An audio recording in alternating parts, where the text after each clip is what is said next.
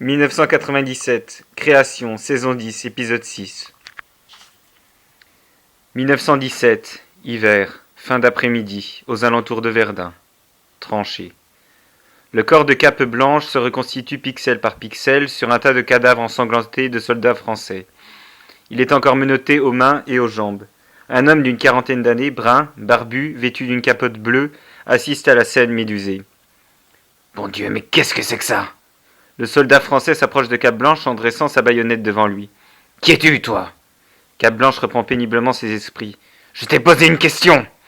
Cape Blanche découvre la tête d'un soldat à côté de lui et se redresse en poussant un cri de frayeur. « Oh mon Dieu !»« Plus un geste !» déclare le soldat.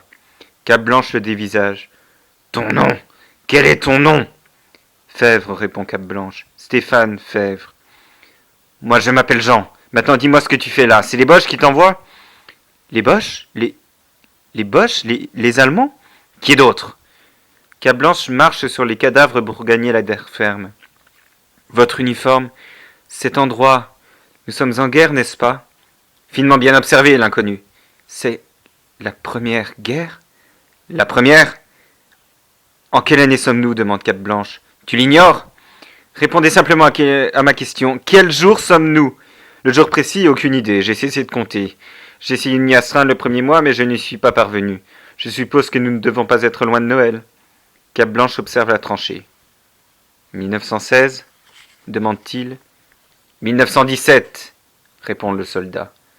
Le conflit ne devrait plus tarder à cesser. Il faut tenir encore quelque temps, déclare Cape Blanche. Qu'en sais-tu, toi ? C'est ce que j'ai entendu dire. Admettons. Le soldat agite la pointe de sa baïonnette devant le masque de Cape Blanche. Comment as-tu fait ça ? Vous voulez savoir comment je suis arrivé ici ? Si seulement je le savais. Je t'ai vu apparaître. Tu es constitué d'un milliard de particules étranges. Je ne suis pas dangereux pour vous. Je ne vous fais aucun mal. En ce cas, quelles sont tes origines ? Réponds. Vous ne me croiriez pas, même si je vous le disais. Cape Blanche pose sa main droite sur la pointe de la baïonnette et fait baisser son arme au soldat. Tous les hommes qui étaient avec moi sont morts. Un véritable massacre. Je suis seul ici, désormais, à Verdun. Je n'ai plus aucune compagnie à part toi. Très bien, je vais essayer de tout vous expliquer. Disons que je suis une sorte de machine. Une machine ? demande le soldat. Oui, une machine, envoyée du futur pour venir en aide aux gens. Certains disent de moi que je suis un justicier, mais lors de la première mission qui vient de s'achever, j'ai lamentablement échoué.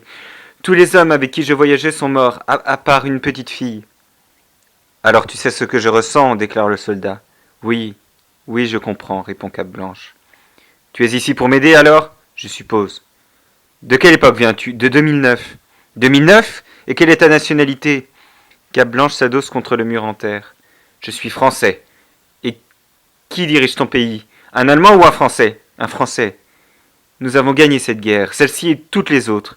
Là d'où je viens, les hommes sont libres. Je vous l'ai dit, la guerre prendra fin d'ici quelques mois.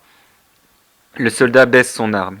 Je ne croirais jamais à cette histoire si je ne t'avais pas vu apparaître devant moi. Je vous assure que je ne mens pas, je ne veux pas vous attaquer. J'ignore ce que je fais ici. Mes sauts dans le temps et les dimensions sont chaotiques. Et cette cape blanche, cette combinaison noire, qu'est-ce que cela représente ? C'est mon uniforme. Comme vous avez un manteau et votre casque. Et vous possédez une arme qui pourrait nous aider ? Une arme ? Non, je n'en ai pas. Alors vous ne serez pas bien utile.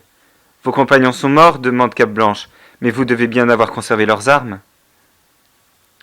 1917. Hiver. Nuit. Aux alentours de Verdun. Tranchée.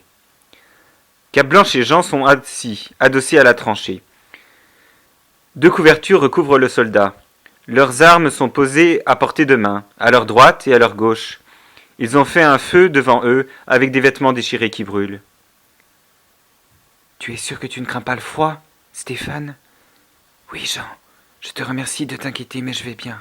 J'imagine qu'une machine comme moi ne craint pas les variations de température.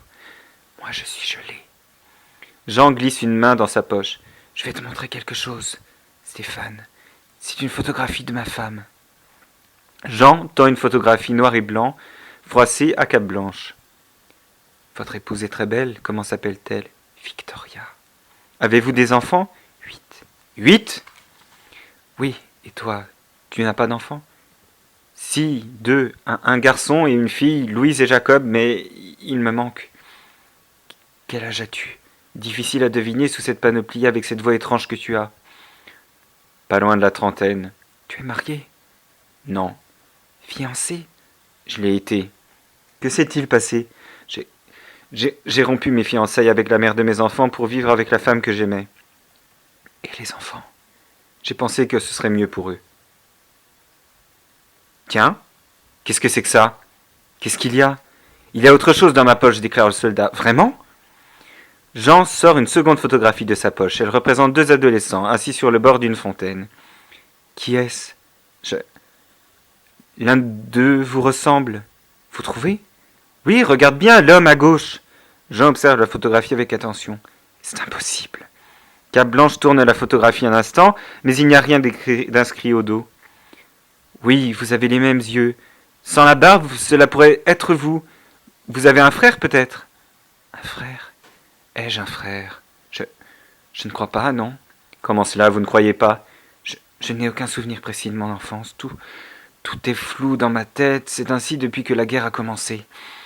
Je n'ai aucune envie de me rappeler du visage de ma femme et celui de mes enfants. Pardon, je n'ai aucune peine à me rappeler du visage de ma femme et de celui de mes enfants, mais le reste de ma vie, mon enfance, mon travail à l'usine, je l'ai oublié. C'est probablement la vie dans ces tranchées qui affecte votre mémoire, mais je suis sûr que tout vous reviendra une fois que vous serez sorti d'ici. Si je parviens à m'échapper un jour, à chaque instant, les Allemands peuvent décider d'avancer. Je fais tout pour leur faire croire que nous sommes nombreux ici. J'ai mis un stratagème au point pour les duper, mais si jamais un avion venait à survoler la zone, ils verraient que je suis seul. Et alors les Boches n'hésiteraient pas, ils donneraient l'assaut. Vous n'avez jamais songé à vous échapper, à battre en retraite? La barrière derrière nous a sauté et les eaux ont inondé les environs. Nous sommes piégés. Nous ne pouvons ni avancer ni reculer. Nous sommes faits comme des rats. Je vous aiderai, Jean. Ensemble, nous trouverons un moyen de survivre. J'aimerais bien vous croire. 1917, hiver, nuit. Quelques heures plus tard, aux alentours de Verdun, tranchée. Le feu est éteint. La lune éclaire la tranchée. Cape Blanche est endormie. Jean, debout, pose une main sur son épaule pour le réveiller. « Réveille-toi, Stéphane. J'ai entendu tirer. »« Comment ça? Devant nous, sur les lignes ennemies. »« En pleine nuit. »« Tais-toi. Je veux savoir ce qu'il se passe. » Cape Blanche se redresse, s'empare de la baïonnette et se met derrière un parapet à côté de Jean. « Je n'entends rien. »« C'est normal, tu dormais, on dirait que les tirs ont cessé. »« Mais sur qui pouvait-il tirer en pleine nuit? »« Je n'en ai pas la moindre idée. Si un soldat français s'est aventuré là, il est foutu, c'est certain. »« Oui, il n'a aucune chance. » Ils ont dû l'abattre. Cape Blanche se rassied. « Dommage que je n'ai pas de vision infrarouge, déclare-t-il. »« De quoi? C'est un matériel qui permet de voir dans la nuit comme en plein jour. Alors à ton époque, la guerre ne doit jamais s'arrêter. Et non. Nous au moins la nuit, normalement, nous avons un peu de répit. Sauf ce soir, je me demande ce qui a provoqué ces tirs. Nous ne le saurons sans doute jamais. Mais ce qui est sûr, c'est qu'ils sont encore là, et ils se rapprochent. Jamais je n'avais entendu tirer aussi distinctement, c'est mauvais signe. Cape Blanche Cape Blanche remarque la photographie des 2 hommes posés sur le sol devant lui. Il s'en empare. Il fait froid, non? Il commence à neiger. 1917. Hiver, le lendemain matin, aux alentours de Verdun, tranchée. La tranchée est couverte d'une fine couche de neige. Jean ouvre les yeux. Il est allongé sur des lattes de bois et découvre Cape Blanche, une baïonnette à la main, qui tente de casser de sa pointe la serrure des menottes qui serrent ses pieds. « Tu n'y arriveras pas comme cela, Stéphane. Cela fait plus de 10 minutes que j'essaie. Je pense qu'un coup de fusil suffira à les faire sauter. Difficile de tirer seul dans les menottes qui cerclent ses propres mains. Je sais, je vais t'aider. Merci. Je voudrais vraiment les ôter, c'est un mauvais souvenir. Je comprends, ne bouge pas. » Jean s'empare d'un fusil posé debout contre une paroi et vise les menottes autour des jambes de Cape Blanche. « Prêt? »« Oui, » répond Cape Blanche. Jean tire. La chaîne explose sous l'impact de la balle, mais les bracelets restent accrochés. « Je ne t'ai pas touché? »« Non, rassure-toi. »« Tant mieux, on passe aux mains maintenant. » Cape Blanche lève haut les mains devant lui. Jean vise et tire. Il est libre. « Enfin, merci Jean, merci beaucoup. »« Ouais, c'est naturel. » Je sais que vous ignorez beaucoup de choses sur mon compte et que vous me faites entièrement confiance malgré l'histoire abracadabrante que je vous ai racontée. Vous auriez pu vous sentir plus en sécurité en me laissant ces menottes, mais je vous promets que vous ne le regretterez pas. Je le souhaite. Un aboiement retentit sur la terre qui sépare les eaux de la tranchée. Qu'est-ce que c'est? Un chien, ici? Oui, un cocker, dressé pour la guerre. Il vient m'apporter nourriture et soins d'urgence. C'est une plaisanterie? Cape Blanche se place devant le parado et distingue un animal noir et blanc qui arrive au loin. Avant, une infirmière venait jusqu'ici pour nous apporter son soutien, déclare Jean. Pourquoi ne vient-elle plus? Elle a été tuée? Non, elle est enceinte. Le chien porte une boîte de conserve dans sa gueule et sur son dos est accroché un paquet blanc entouré de tissu. C'est un moyen ingénieux, mais j'imagine que les bêtes aussi sont la cible des ennemis. Oui, mais celui-ci survit depuis le début de la guerre. Formidable, il doit être intelligent. Il sait éviter les mines, il les renifle, il les repère, et parvient à traverser la rivière et le champ de bataille sans se faire tirer dessus. Sans lui, je serais probablement mort de faim. Le chien arrive à hauteur de la tranchée. Il saute au-dessus des sacs de terre et s'approche de Jean. Tu arrives toujours au bon moment, mon brave, déclare-t-il. Quel est son nom? Le chien dépose la boîte de conserve au sol, aux pieds de Jean. J'ai su, mais j'ai oublié. Encore une fois, j'oublie tout. Avez-vous un ouvre-boîte? Bien sûr. Jean sort un ouvre-boîte de la poche de son manteau. Et voilà. Parfait. Vous allez pouvoir vous restaurer. Et toi, tu ne manges rien, Cape Blanche? Je ne peux pas ôter mon masque et je ne ressens pas la faim. Quelle chance tu as. Si tous les soldats étaient comme toi. Et sur son dos, qu'est-ce que c'est? Les fameux médicaments? Exactement. Jean dénoue les morceaux de tissu pour récupérer le paquet blanc. Il faut les avaler sans jamais poser la moindre question, ce sont les ordres. Qu'est-ce que c'est? 3 petites pilules vertes. Oui, d'accord, mais que contiennent-elles? Je ne sais pas avec précision, répond Jean. À l'armée, on nous dit de les prendre, qu'elles nous aideraient à rester éveillés. Grâce à elles, nos sens seraient décuplés. Je n'ai jamais entendu parler de cela. À l'époque de la guerre du Golfe, certainement, mais pas en 1917. Et puis quoi encore? Tu vas me dire qu'elles sont empoisonnées? Non, non. Depuis quand en prenez-vous? Un an, peut-être plus. Et cela ne vous a pas tué? J'ai rien à redire alors. Vous pouvez les prendre si vous le voulez. Merci de ta sollicitude. Pas la peine d'être sarcastique, répond Cape Blanche. Jean avance vers lui et caresse le chien. Donne-moi ta cape, s'il te plaît. Pardon? Il me faut ta cape. Pourquoi faire? Je vais la nouer autour du chien pour que les infirmiers sachent que je ne suis plus seul dans la tranchée. Ils n'ont pas besoin de le savoir. Ta cape! Cape Blanche détache sa cape. Je m'y étais habitué. Tu la récupéreras, mais pour le moment, ce n'est pas un mal. Tu es trop voyant lorsque tu la portes. Ouais, toutes les excuses sont bonnes. Je sais que tu as survécu miraculeusement à l'explosion d'un vaisseau spatial, mais qui sait ce que pourraient te faire les armes des Boches? Très bien, j'obéis. Cape Blanche tend sa cape à Jean. Quel étrange symbole! Ce n'est pas un 8. Beaucoup de gens le pensent, mais ils se trompent. C'est le symbole de l'infini. L'infini. Jean noue la cape autour du ventre du chien. Allez, va mon petit. Jean prend l'animal dans ses bras et le pose par-delà le parado. Il part en courant. Voilà une bonne chose de faite. Maintenant, à table. Ça manque d'eau. Et nous nous en enverrons pas les jours de neige. Ah, je vois, répond Cape Blanche, je vois. Il faut boire la neige, je présume. C'est cela, répond Jean. Jean s'assied sur les lattes de bois, puis il s'attelle à ouvrir la boîte de conserve. Cape Blanche, lui, fait le guet. 1917, hiver, jour, après-midi, aux alentours de Verdun, tranchée.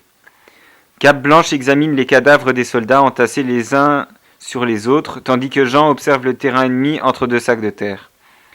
Comment sont-ils morts? Tués. Oui, j'avais deviné, merci. Je voulais dire, est-ce qu'il y a eu un assaut?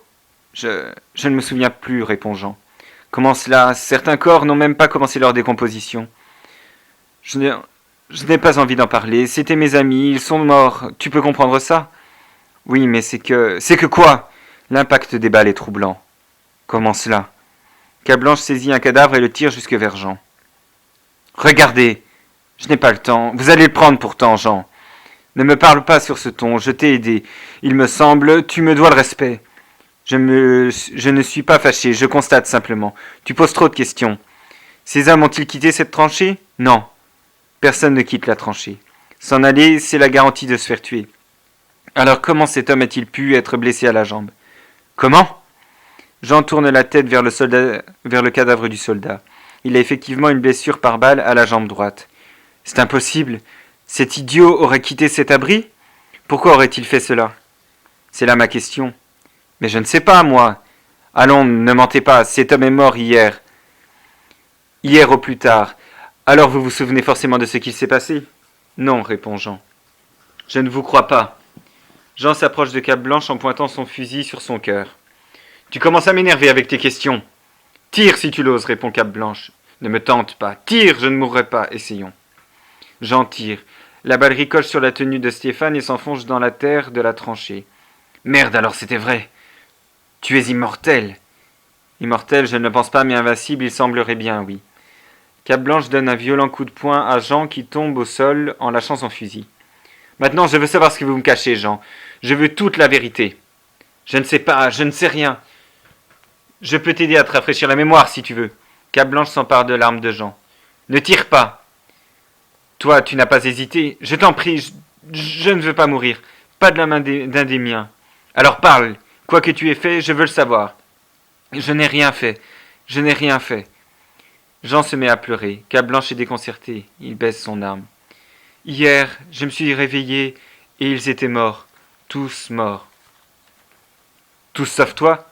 Oui, tous sauf moi. De quoi sont-ils morts? Je ne sais pas. Comment? Par balle. Donc vous avez subi un assaut des Allemands? Non. Il y avait un traître parmi vous? Un traître? Non, jamais. C'était toi le traître, c'est toi qui les as tués. Non, je n'aurais jamais fait cela. Où étais-tu quand tes amis ont été tués? Jean se recroqueville sur lui-même. Je ne sais plus. Tu avais quitté la tranchée? Non, je te le jure, Stéphane, j'étais là, j'étais certainement là, mais je n'ai rien vu. Moi, je pense que tu as été pris de folie et que tu les as tués. Non! Je pense que ton geste a été tellement violent que tu as tout fait pour oublier. Je t'assure du contraire. Ah oui? Cape Blanche saisit le casque de Jean et l'envoie rouler contre le tas de cadavres. J'ai une preuve pourtant, déclare-t-il. Une preuve? Tu veux la connaître? Cape Blanche sort la photographie qu'il avait ramassée la veille. Tu te souviens de ça, n'est-ce pas? Réponds, tu t'en souviens? Oui, oui. L'un des deux hommes sur cette photographie, c'était toi. Non. Si, et l'autre, c'était ton frère Philémon. Qu'est-ce que tu racontes? Cape Blanche soulève le cadavre du soldat qui l'a amené jusqu'à Jean. Regarde sa tête, regarde attentivement. Oh mon Dieu, c'est le même homme? Oui, c'est l'autre homme. Cape Blanche laisse tomber le corps devant Jean. Fouille ses poches. Comment? Fouille ses poches. Jean obéit. Il trouve la même photographie que celle que possède Jean. Oui, c'est la même. Sauf que sur celle-ci, il y a quelque chose écrit au dos. Lis. Lire quoi? Si tu refuses de lire, je le fais à ta place. Jean tourne la photographie et découvre quelques mots griffonnés. Mon frère Jean et moi, le jour de mes 16 ans, devant la fontaine de notre village, été 1885. Cet homme dont tu dis ne pas te souvenir et dont le cadavre gisait à quelques mètres d'ici, c'était ton propre frère, Philémon. Oh mon Dieu. Et je pense que tu l'as tué. Je me souviens de tout maintenant, et du jour où cette photographie a été prise. Et hier, tu te souviens de hier? Jean se bouche aussitôt les oreilles avec ses mains. Des cris, j'entends le hurlement dans ma tête. Il te supplie de les épargner, c'est bien cela? Oui, oui, mais tu ne les as pas écoutés, tu les as tués. Je crois que c'est ce qui s'est passé. Oh Seigneur, je pense que ce sont les médicaments que tu prends, ils enlèvent toute inhibition. À force de vous empêcher de dormir, d'exacerber vos sens, ils vous ont rendu fou, fou au point de vous entretuer. Non, tu les as tous tués, ou une bonne partie tout du moins. Et quand tu es fini, tu as oublié. Tu as entassé leur corps, et tu t'es imaginé que tu vivais ici seul depuis des mois. Ce qui est faux. Cela fait seulement quelques heures que tu es seul ici. Peut-être même suis-je arrivé juste après le massacre. Je me rappelle maintenant. Et alors, est-ce que j'ai tort? Je n'ai tué personne. Pardon? Je me suis caché dans un gourbi alors qu'ils s'entretuaient. C'est ainsi que j'ai survécu. Pourquoi aurais-tu été épargné par cette folie ambiante? Parce que je refusais de prendre mes médicaments. J'avais des doutes, je pensais qu'ils étaient dangereux pour notre organisme. Aujourd'hui, c'était la première fois que j'y prenais, je m'en souviens maintenant. J'ai survécu car je me suis caché, mais je ne suis pas un meurtrier. Cape Blanche tend sa main droite à Jean pour l'aider à se relever. J'imagine que je n'ai pas d'autre choix que de te croire. Allez debout, Jean. Il faut enterrer ces pauvres diables. Ne touche à rien, c'est à moi de le faire. 1917, hiver, nuit, quelques heures plus tard, aux alentours de Verdun, tranchée. Le même feu que la veille éclaire la tranchée. Jean soulève 2 lattes posées sur le sol. Il en érige une dans la terre et, à l'aide d'un clou et d'un marteau, il forme une croix avec l'autre. Cape Blanche observe les alentours à travers le parapet à la clarté de la lune. On devrait allumer des foyers tous les 10 mètres pour tromper l'ennemi, tu ne crois pas, Jean? Oui, c'est une bonne idée. Si nous ne produisons qu'une source de chaleur, les Allemands vont comprendre que nos rangs ont été considérablement réduits. C'est vrai, répond Jean. Il tombe à genoux. Je n'en peux plus de creuser. Alors arrête-toi, nous reprendrons demain. Ce n'est pas le temps qui presse. Je ne veux plus voir leur corps, je comprends. Cape Blanche observe la tranchée dans la pénombre, où une dizaine de croix est plantée dans le sol. Je n'avalerai plus jamais ces médicaments.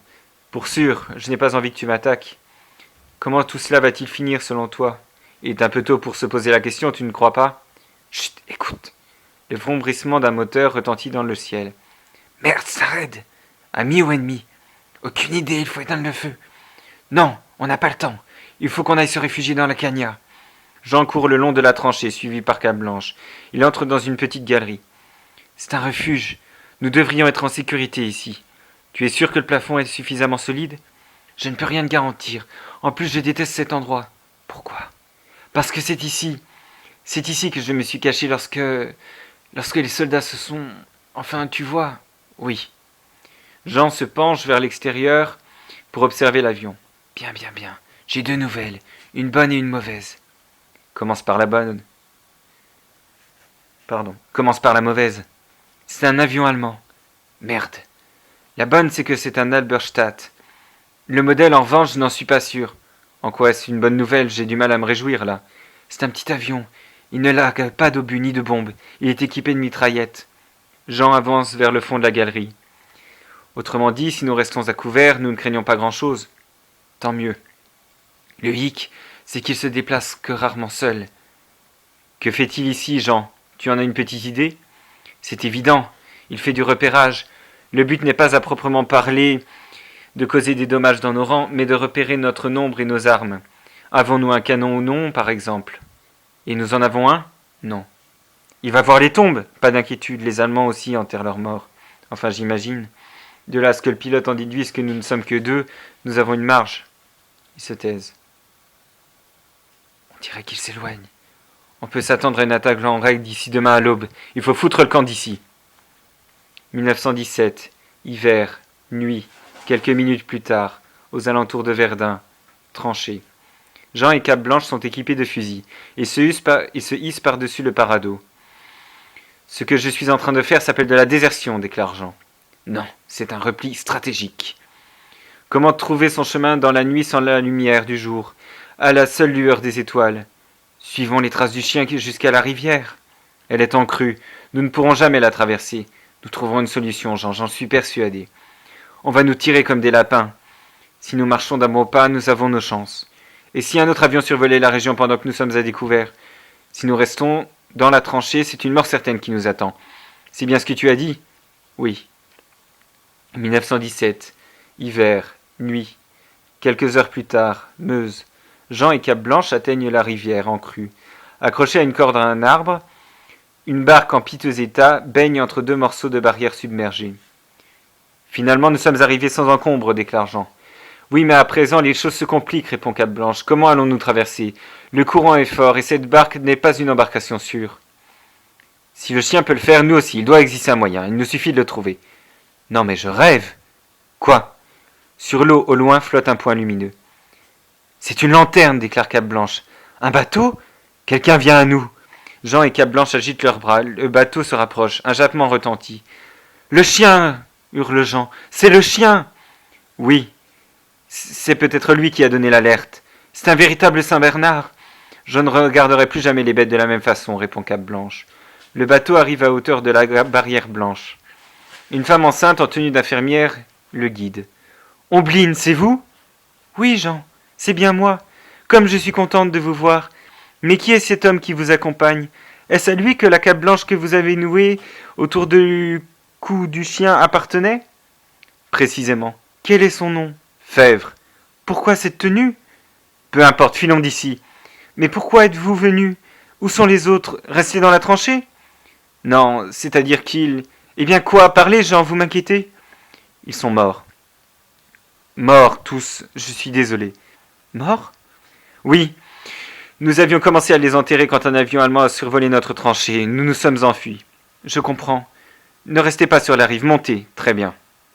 Jean et Cape Blanche font quelques pas dans l'eau, qui leur arrive jusqu'à la taille, puis montent dans l'embarcation. Pourriez-vous ramer jusque de l'autre côté? Je suis épuisé. Bien sûr. Le chien jappe. Omblin et Jean échangent leur place. Tais-toi, veux-tu? Sois sage. Oui, tu es un bon chien, un bon chien. Cape Blanche observe la barrière blanche qui disparaît dans l'obscurité tandis que le bateau s'éloigne. Ce chien, déclare Cape Blanche. Oui? Pourquoi ne transporte-t-il que des provisions pour un seul homme? Il ne pourrait pas en transporter davantage, répond Omblin. J'entends bien, mais les hommes qui étaient avec Jean ne sont morts qu'hier, pour la plupart. Comment les alimentiez-vous en provisions? Qui vous a dit que nous faisions cela? Eh bien, c'est Jean. Votre chien ne sert-il pas à transporter des médicaments? Non. Cape Blanche se tourne vers Jean. À quoi sert-il alors? À transporter des messages. Des messages. Tout dépend de la couleur du paquet que le chien porte sur son dos. Comment cela? Les hommes ont suffisamment de vivres dans les tranchées pour tenir un siège. Mais en cas de problème, ce chien est le seul moyen de communication avec la base. Très bien, alors que signifie le blanc? Que tout va bien. Et le tissu doit être différent à l'aller et au retour, n'est-ce pas? Évidemment, pour confirmer qu'il a bien été lu. Si un jour le tissu est rouge, cela signifie que les hommes dans la tranchée ont subi de lourdes pertes. Cape Blanche caresse le chien et dénoue la cape qui entoure son ventre. Alors pourquoi Jean ne vous a-t-il pas prévenu de ce qu'il s'était passé dans la tranchée? Pourquoi vous a-t-il envoyé un tissu blanc? Je pense qu'il s'était résigné. Résigné? Résigné à quoi? Lorsque la situation est désespérée, les ordres sont de continuer à envoyer un tissu blanc. Pourquoi? À l'infirmerie, nous continuons à envoyer un chien jusqu'à ce que le tissu ne soit plus changé. Alors nous savons que tout est perdu. Nous n'envoyons des renforts que si c'est utile, que si le tissu est rouge. Et la boîte de conserve et les pilules vertes, à quoi servent-elles? Les vivres servent à tromper l'ennemi. Si les Allemands voient le chien, ils penseront qu'il apporte la nourriture à nos hommes. Oui, mais les médicaments. Nous disons à nos soldats que ce sont des stimulants, nous envoyons 3 pilules par chien pour les plus faibles. Alors il n'y a pas assez de médicaments pour tout le monde. Non, et en vérité ce ne sont pas des stimulants. C'est du sucre. Alors les hommes ne se sont pas entretués à cause d'eux. Entretués? De quoi parlez-vous? Jean m'a dit que les hommes qui l'accompagnaient s'étaient donné la mort pris de folie. Il m'a laissé entendre que c'était à cause des médicaments que vous leur prescriviez, mais vous voulez dire qu'ils n'ont pas été abattus par nos ennemis? Soudain, Jean lâche les rames, attache la corde à un tronc d'arbre et porte la main à son fusil. Le premier qui bouge, déclare-t-il, je le descends. Grand Dieu, Cape Blanche! Pardon. Grand Dieu, Jean, qu'est-ce qu'il vous prend? Vous ne gagnerez pas la guerre. Vous êtes passé à l'ennemi? Nous avons perdu cette guerre avant même de l'avoir commencée. Nous ne sommes dirigés que par des incapables. À un moment, il faut choisir son camp. Pourquoi? Pourquoi êtes-vous venu jusqu'ici? Ma mission est de faire un maximum de victimes parmi nos rangs, et cela inclut les équipes de secours. Traître! Jean tire dans les ventes de Omblin. Elle pousse un cri et tombe à l'eau. Tu sais que si je me débrouille bien, je pourrais en tuer une bonne dizaine d'autres encore, déclare Jean. Pourriture! Répond Cape Blanche. Tu viens du futur, n'est-ce pas? Oui, mais je n'ai pas menti. Je l'ai su à l'instant même où je t'ai vu. Je venais de refroidir mon idiot frère quand tu es arrivé. Alors on t'envoie de 2009 pour changer le cours de l'histoire? Non, mes déplacements dans les époques sont aléatoires et je te l'ai dit. Je n'ai pas à changer le cours de l'histoire. Cette guerre, les Allemands l'ont perdue. Alors que fais-tu ici? Je l'ignore. Quelque chose m'a attiré, mais je ne sais pas ce dont il s'agit. Toi, dis-moi quand tu as décidé de travailler pour les Allemands. Dès 1914, répond Jean. Saleté. Depuis bientôt 5 ans, j'attends mes ordres, bien sagement. Récemment, nous avons fait un prisonnier, un Boche comme ils disent. Et il m'a transmis le message. Il m'a dit de passer à l'action, ce que j'ai fait. Je ne pensais pas survivre, mais j'ai profité d'une attaque des Allemands pour frapper nos hommes par surprise. Et j'ai réussi. J'allais rejoindre l'autre camp quand tu es arrivé. Ils t'auraient tué avant même que tu les aies rejoints. Non, j'aurais même reçu une médaille pour mon acte de bravoure. Tu peux toujours rêver. Cela a dû te faire de la peine d'enterrer ton propre frère. Oui, j'étais en rage. Si tu n'avais pas été insensible à mes balles, je t'aurais tué toi aussi depuis longtemps. Alors j'ai cherché une opportunité pour me débarrasser de toi. Et comment comptes-tu t'y prendre? Tu vas rejoindre cette idiote d'Ombline dans cette rivière. J'aimerais bien voir ça. Eh bien regarde. J'en tire dans le fond de la barque qui se remplit d'eau. Tu t'en sortiras certainement, mais moi aussi. Je suis un excellent nageur, et d'ici que tu aies atteint la rive, je serai loin. Cape Blanche saute sur Jean. Ils se battent, et la barque s'enfonce dans l'eau. Tu as trahi ta patrie, tu as tué tes amis, tu as abattu ton frère, tu as assassiné une infirmière enceinte. Et maintenant, je m'apprête à mettre en échec un justicier venu du futur. Un tueur en série, un train et une météorite n'ont pas eu raison de moi. Ce n'est pas un minable militaire qui y parviendra. Qui est le minable? Qui a laissé mourir tous les passagers de la tour FCM? Ne te sers pas de mes confidences contre moi. Qui a laissé mourir Ombline à l'instant? Soudain, un brasseur de l'eau se saisit du pied droit de Jean, tire violemment et le fait tomber dans la rivière. Qui a pu? De toutes ses forces, Ombline tente de se hisser dans le bateau. Ombline, vous êtes en vie? Aidez-moi. Nous allons nous en sortir, comptez sur moi. 1917. Hiver. Matinée. Quelques heures plus tard. Meuse, autre rive. Cape Blanche tient entre ses bras deux petits garçons nouveau-nés. Serrés dans sa cape blanche, Ombline est étendue contre un peuplier, mourante. Elle vient d'accoucher. Le chien dort auprès d'eux. Ce sont deux enfants magnifiques, déclare Cape Blanche. Stéphane, êtes-vous sûr qu'ils vont bien? Oui, la balle que vous avez reçue dans le ventre a provoqué les contractions et l'accouchement, mais elle n'a pas blessé les jumeaux. Grâce au ciel. Ombline ferme les yeux. Cape Blanche se penche vers elle, un bébé dans chaque bras. Restez éveillés, Ombline, je vous en prie. Je n'arrive pas à garder les yeux ouverts. Je suis sûr que si j'allais à l'hôpital où vous travaillez, je pourrais vous sauver. Non, j'ai perdu trop de sang. On ne peut plus rien faire pour moi. Cape Blanche s'assied à côté de Ombline. Je suis désolé, Ombline, je n'ai pas su vous protéger. Vous avez aidé mes enfants à venir au monde, vous êtes un héros. Vous avez survécu à une balle de fusil et à la noyade, c'est vous l'héroïne. Prenez soin de mes fils, je vous le promets. Merci. Un des bébés se met à pleurer. Il leur faut un prénom, deux prénoms. Mais je ne pensais n'attendre qu'un enfant. Si j'avais eu une fille, je l'aurais appelée Béatrice. Mais comme ce sont des garçons, pour un garçon, j'avais pensé à Bernard. Bernard, c'est très bien. Oui, j'aime beaucoup. Et puis pour son frère jumeau, je me disais que Bertrand... Cape Blanche se redresse brusquement. Seigneur, qui est le père de ces enfants? Pourquoi? La respiration de Cape Blanche s'accélère. Des jumeaux, nés en 1917, s'appelant Bertrand et Bernard. Est-ce que ce pourrait être... De qui parlez-vous? Non, mon grand-père s'appelait Bertrand. Et son frère jumeau Bernard. Je ne comprends pas bien. Si je suis venu ici, si j'ai été attiré, c'était pour assister à la naissance de mon grand-père. Cap Rouge. Votre grand-père? Ainsi, j'aurais pu empêcher Bertrand de naître et ainsi sauver des centaines de vies. Vous voulez tuer mon bébé? Non, malgré tout ce qu'il fera, je ne pourrais pas tuer mon grand-père. Et si je le faisais, je mourrais. Mais cela veut dire que vous êtes mon arrière-grand-mère. Je me sens faible, si faible. Cape Blanche pose les enfants dans l'herbe et retire sa cape. Amenez mes enfants en lieu sûr, je vous en prie, Stéphane, sauvez-les. Cape Blanche glisse sa main dans son costume. Je le ferai, Ombline, je vous le promets. Merci, Stéphane. Merci.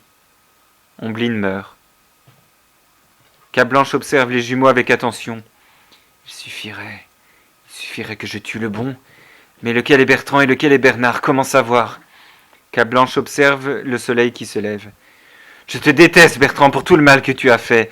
Et j'ai enfin l'opportunité de changer le passé, de tout empêcher, de nier ma propre existence. Cape Blanche se penche et pose sa main autour du cou Cape Blanche se penche et pose sa main autour du cou d'un des garçons. Pixel par pixel, il commence à disparaître. Ce serait si simple, je n'aurais qu'à serrer. Cape Blanche résiste à la tentation, il se relève. La moitié de son corps s'est décomposée.